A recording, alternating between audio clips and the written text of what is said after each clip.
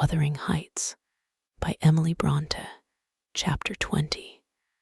To obviate the danger of this threat being fulfilled, Mr. Linton commissioned me to take the boy home early on Catherine's pony, and said he, as we shall now have no influence over his destiny, good or bad, you must say nothing of where he is gone to my daughter.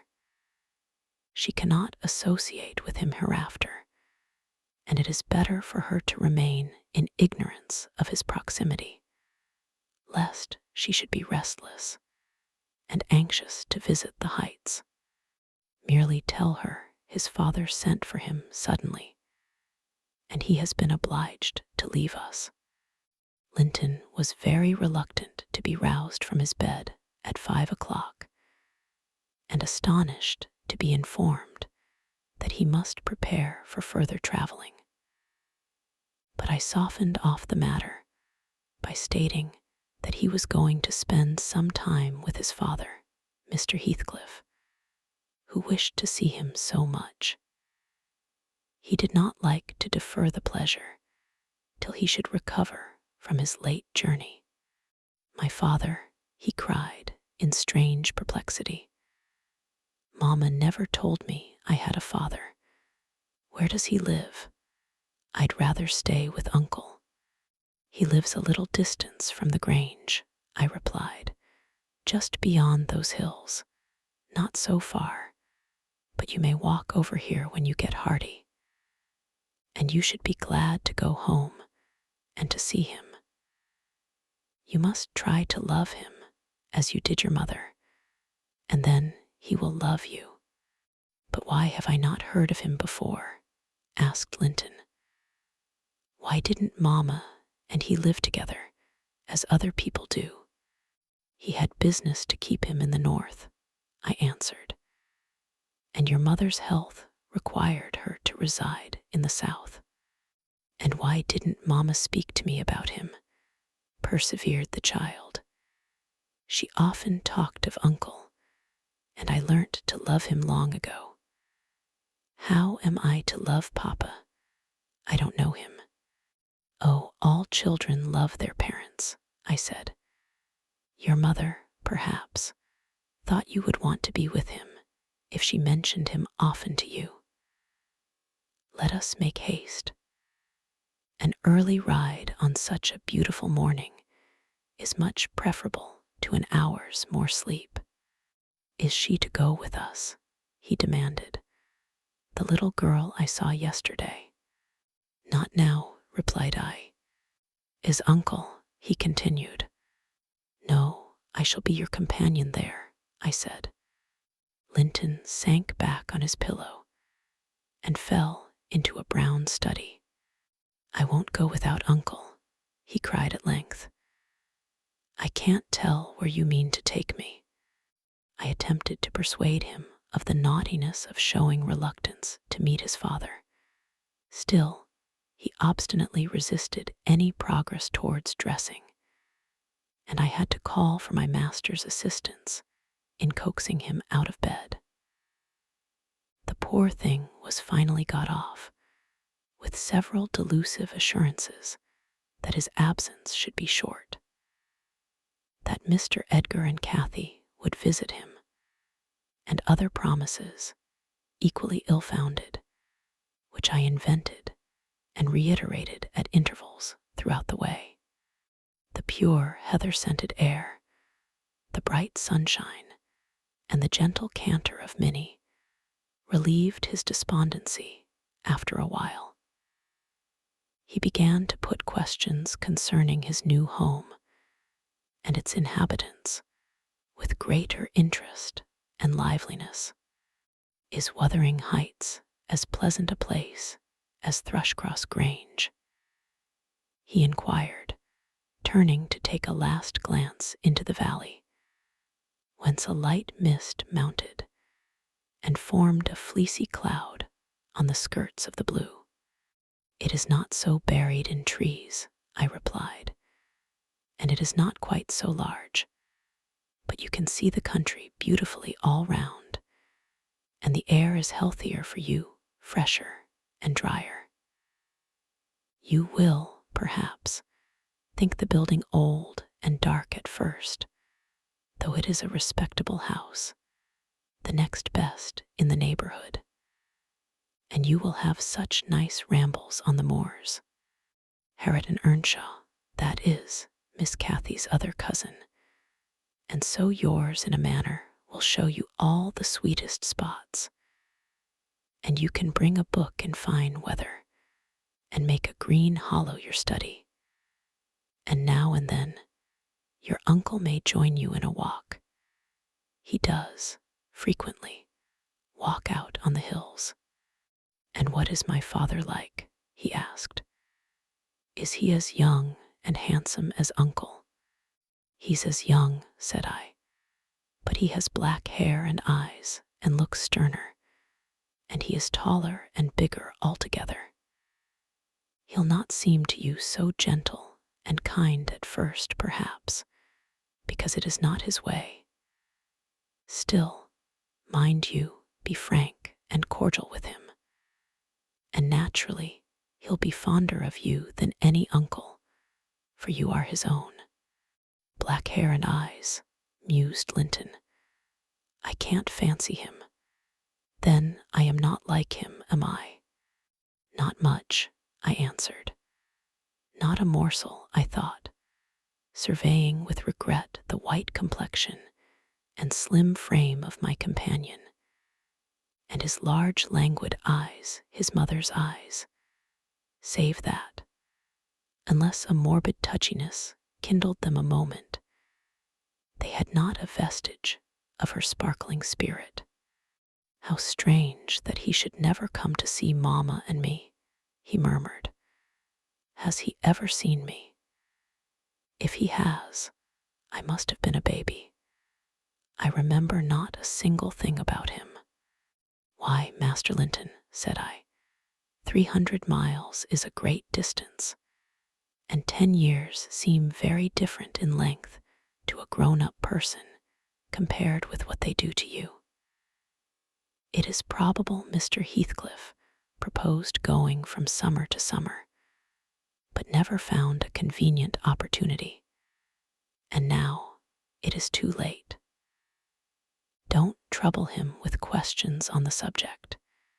It will disturb him for no good. The boy was fully occupied with his own cogitations for the remainder of the ride, till we halted before the farmhouse garden gate. I watched to catch his impressions in his countenance. He surveyed the carved front and low-browed lattices, the straggling gooseberry bushes and crooked firs, with solemn intentness, and then shook his head. His private feelings entirely disapproved of the exterior of his new abode. But he had sense to postpone complaining. There might be compensation within. Before he dismounted, I went and opened the door. It was 6:30. The family had just finished breakfast. The servant was clearing and wiping down the table.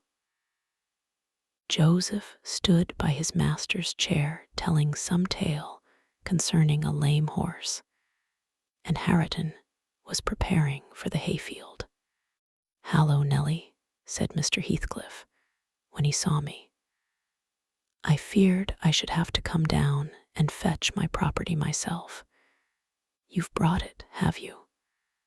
Let us see what we can make of it.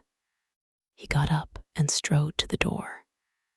Harriton and Joseph followed in gaping curiosity. Poor Linton ran a frightened eye over the faces of the three. Sure lie, said Joseph, after a grave inspection. He's swapped why ye maester, and yon's his lass. Heathcliff, having stared his son into an ague of confusion, uttered a scornful laugh. God, what a beauty! What a lovely, charming thing, he exclaimed. Haven't they reared it on snails and sour milk, Nelly? Oh, damn my soul! That's worse than I expected, and the devil knows I was not sanguine. I bid the trembling and bewildered child get down and enter. He did not thoroughly comprehend the meaning of his father's speech, or whether it were intended for him. Indeed, he was not yet certain that the grim, sneering stranger was his father.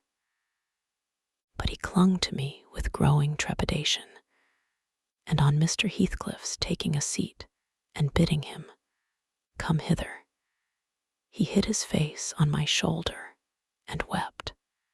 "Tut, tut," said Heathcliff, stretching out a hand and dragging him roughly between his knees, and then holding up his head by the chin. "None of that nonsense. We're not going to hurt thee, Linton, isn't that thy name? Thou art thy mother's child entirely. Where is my share in thee, puling chicken?" He took off the boy's cap and pushed back his thick flaxen curls, felt his slender arms and his small fingers, during which examination Linton ceased crying and lifted his great blue eyes to inspect the inspector.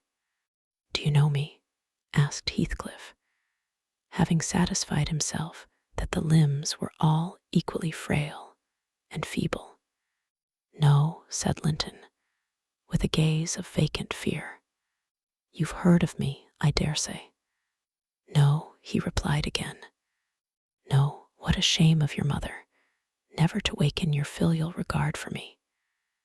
You are my son, then, I'll tell you, and your mother was a wicked slut to leave you in ignorance of the sort of father you possessed. Now, don't wince and color up, though it is something to see you have not white blood. Be a good lad, and I'll do for you.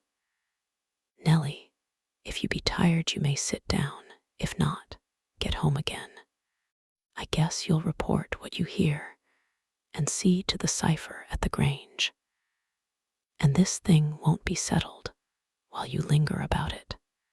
"Well," replied I hope you'll be kind to the boy, Mr. Heathcliff, or you'll not keep him long. And he's all you have akin in the wide world that you will ever know, remember."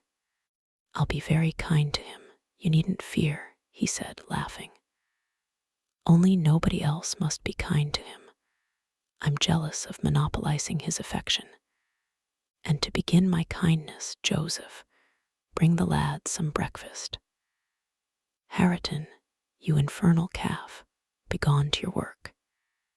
Yes, Nell," he added, when they had departed, "my son is prospective owner of your place, and I should not wish him to die till I was certain of being his successor. Besides, he's mine, and I want the triumph of seeing my descendant fairly lord of their estates, my child hiring their children to till their father's lands for wages. That is the sole consideration which can make me endure the whelp. I despise him for himself, and hate him for the memories he revives. But that consideration is sufficient. He's as safe with me, and shall be tended as carefully as your master tends his own. I have a room upstairs, furnished for him in handsome style. I've engaged a tutor, also, to come 3 times a week, from 20 miles distance, to teach him what he pleases to learn. I've ordered Hareton to obey him, and in fact, I've arranged everything with a view to preserve the superior and the gentleman in him above his associates. I do regret, however, that he so little deserves the trouble. If I wished any blessing in the world, it was to find him a worthy object of pride, and I'm bitterly disappointed with the whey-faced, whining wretch. While he was speaking, Joseph returned bearing a basin of milk porridge, and placed it before Linton, who stirred round the homely mess with a look of aversion and affirmed he could not eat it. I saw the old manservant shared largely in his master's scorn of the child, though he was compelled to retain the sentiment in his heart, because Heathcliff plainly meant his underlings to hold him in honor. "Cannot ate it," repeated he, peering in Linton's face and subduing his voice to a whisper for fear of being overheard. But Maester Hareton Nivier ate naught else when he were a little un. And what were gooid enug for him's gooid enug for ye? I's rather think. "I shan't eat it," answered Linton snappishly. "Take it away." Joseph snatched up the food indignantly and brought it to us. "Is there aught ails victuals?" he asked, thrusting the tray under Heathcliff's nose. "What should ail them?" he said. "Wah," answered Joseph, "yon dainty chap says he cannot ate 'em. But I guess it's rate. His mother were just so, we were a'most too mucky to sow tea corn for macking her bread." "Don't mention his mother to me," said the master, angrily. "Get him something that he can eat, that's all. What is his usual food, Nellie?" I suggested boiled milk or tea, and the housekeeper received instructions to prepare some. Come, I reflected, his father's selfishness may contribute to his comfort. He perceives his delicate constitution and the necessity of treating him tolerably. I'll console Mr. Edgar by acquainting him with the turn Heathcliff's humor has taken.